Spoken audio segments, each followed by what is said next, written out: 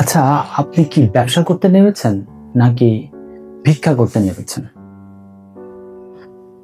ব্যবসা যদি করতেই নামেন তাহলে ভিক্ষা কেন?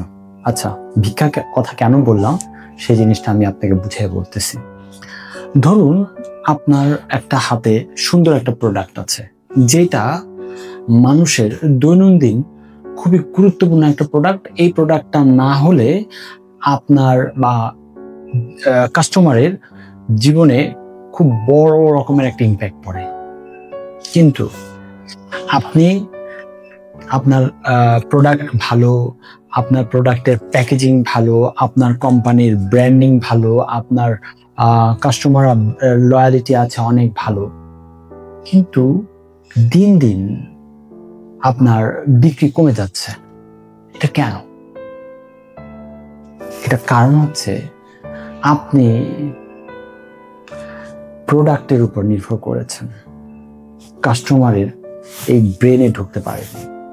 জি, কাস্টমারের ব্রেনে যদি ইমোশনালি অ্যাটাচমেন্টটা না হয় তাহলে কাস্টমারের আপনার প্রোডাক্ট কিনবেই না।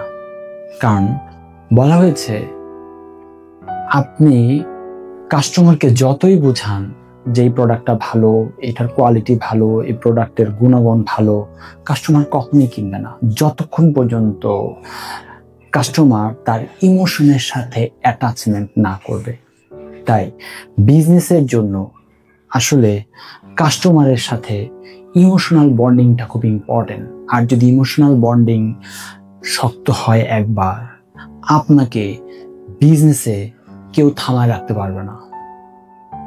বিজনেস করতে হলে ব্র্যান্ড বিল্ডিং এর পাশাপাশি কাস্টমারের ইমোশনাল বিল্ডিং তৈরি করুন, তাহলে দেখবেন আপনার ব্যবসা আর ব্যবসা নাই, রকেটের মতো উঠতেছে।